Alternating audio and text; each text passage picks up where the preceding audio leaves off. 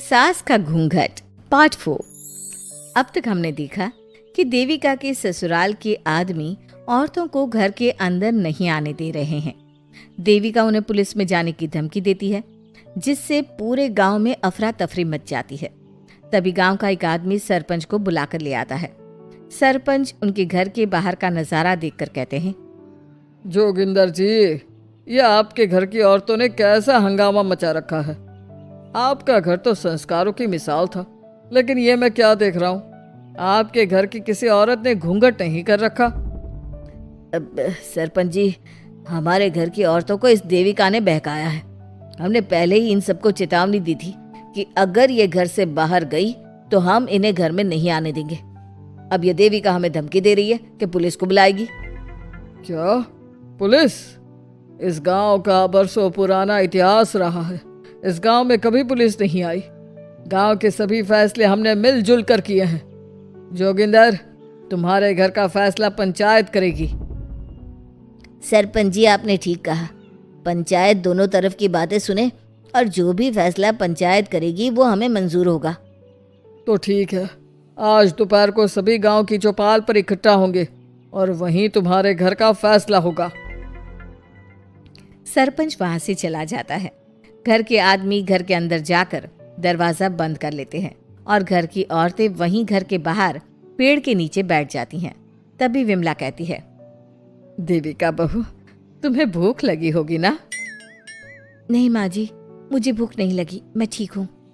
बहू, तेरा बच्चा छोटा है अभी, तुझे भूखा नहीं रहना चाहिए। वीना, सुजाता, जाओ पास में जो पंडित जी का बाग है ना, वहाँ से कुछ फल तोड़ लाओ। वीना और सुजाता पास के बगीचे से खूब सारे फल तोड़ कर ले आती हैं।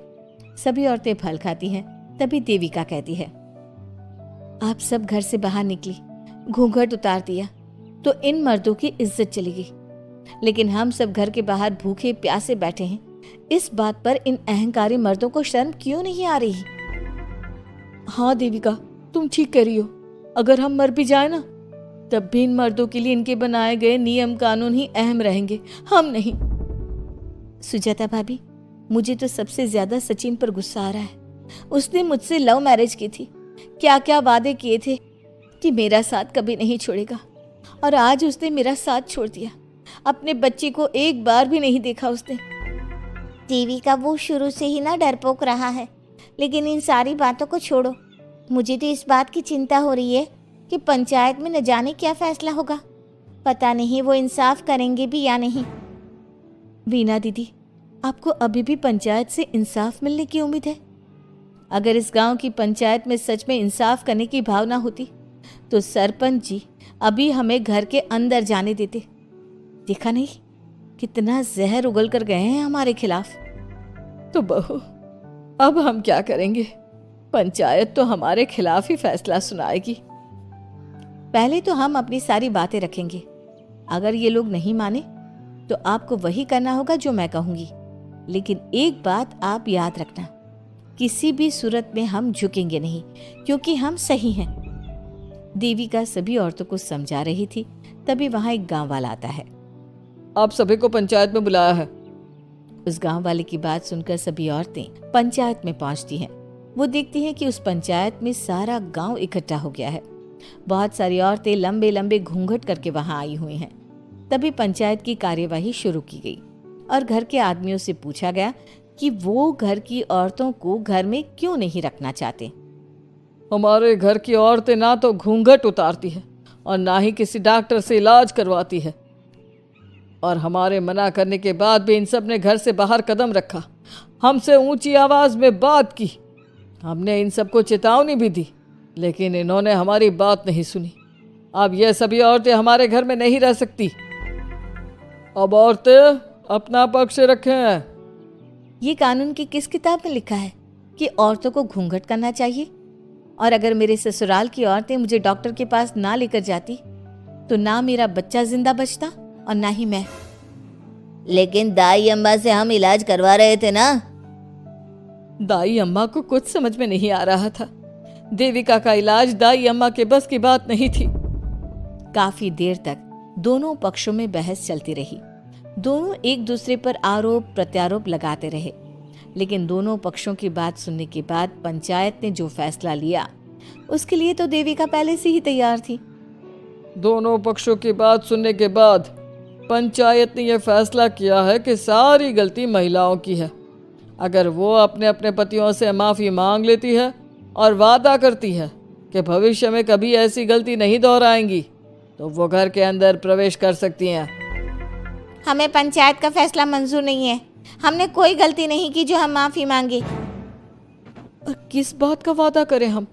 हमने देविका की जान बचाई है, तो आप हमसे भविष्य में किसी की जान ना बचाने का वादा ले रहे हैं क्या?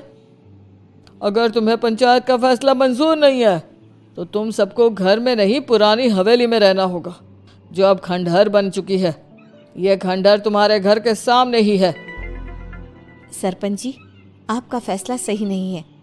एक बार और सोच लीजिए इस फैसले के बारे में। ओ शहर की छोरी, 4 किताबें क्या पढ़ ली, हमें सही गलत का पाठ पढ़ाएगी? तुझे पता नहीं कि पंचायत का फैसला यहाँ सदियों से चलता आया है और लोग उसी को मानते आए हैं। अच्छी तरह जानती हूँ सरपंच जी। अगर मैं चाहूँ तो आपके इस फैसले को कोर्ट की चौखट तक ले जा सकती हूँ। पुलिस को बुलाकर अभी घर के अंदर जा सकती हूँ। पंचायत और घर के आदमियों की शिकायत पुलिस में कर सकती हूँ और अपने बच्चे को उसका हक दिलवा सकती हूँ। लेकिन नहीं, मैं ऐसा नहीं करूँगी। मैं उसी खंडहर में रहूँगी और इस गांव के आदमियों को दिखा दूंगी कि औरत खंडहर को भी महल बना सकती है, और वो भी बिना किसी आदमी की मदद के। सारे गांव की औरतें देविका की बातें सुनकर हैरान हो जाती है। उनका जीवन घूंघट और घर की 4 दीवारी के बीच में ही था। कोई औरत अपने हक के लिए पंचायत से भी टकरा सकती है, ये बात उन्होंने पहली बार सुनी थी। अब देविका घर की औरतों के साथ खंडहर में चली जाती है। माँ जी, ये खंडहर तो काफी पुराना है। भाभी, खंडहर पुराने ही होते हैं। मुझे तो डरावना भी लग रहा है। मैं डर की वजह से कभी इस खंडहर के आसपास भी नहीं आई, लेकिन मुझे क्या पता था कि एक दिन इसी में रहना पड़ेगा। ये तो टूटा फूटा भी बड़ा है। माँ जी, एक काम करते हैं, ये खंडहर तो काफी बड़ा है, इसलिए एक हिस्से की साफ सफाई करके उसे ही रहने लायक बना देते हैं। बाद में धीरे धीरे पूरा खंडहर ठीक कर लेंगे। हाँ बहू, तुम ठीक कह रही हो। विमला भाभी और मैं इस खंडहर के टूटे हुए हिस्सों पर मिट्टी और ईंटें लगा देते हैं। सुजाता और वीना, तुम साफ सफाई कर लो। सभी औरतें मिलकर खंडहर के एक हिस्से को सुधारना शुरू कर देती है और काफी देर तक मेहनत करने के बाद वो उस हिस्से को काफी हद तक अच्छा कर लेती हैं। और इसी तरह रात हो जाती है। सभी औरतें बैठकर बात करती है। माँ, हमने इस खंडहर को घर तो बना दिया है, लेकिन ये घर चलेगा कैसे? हाँ माँ जी, मैं भी यही सोच रही हूँ। और हम सब तो बड़े हैं, गर्मी सर्दी भूख कुछ भी आसानी से बर्दाश्त कर सकते हैं, लेकिन देविका का बेटा बहुत छोटा है, उसे तो हमें अच्छी तरह से पालना होगा ना। मैं भी यही सोच रही हूँ कि आगे हमें क्या करना चाहिए। कम्मू और मैं मिलकर मिट्टी का चूल्हा और मिट्टी के बर्तन बना देते हैं। कुछ दिन के लिए खाने का इंतजाम भी हो जाएगा, क्योंकि यहाँ पर खेत और बाग बगीचे आसपास ही हैं, कहीं से कुछ भी ले सकते हैं।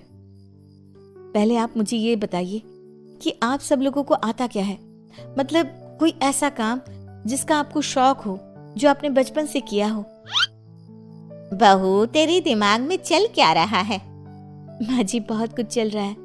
बस अब हमारा सारा ध्यान इस बात पर होना चाहिए कि हम अपने लिए अच्छे से अच्छा क्या काम कर सकते हैं।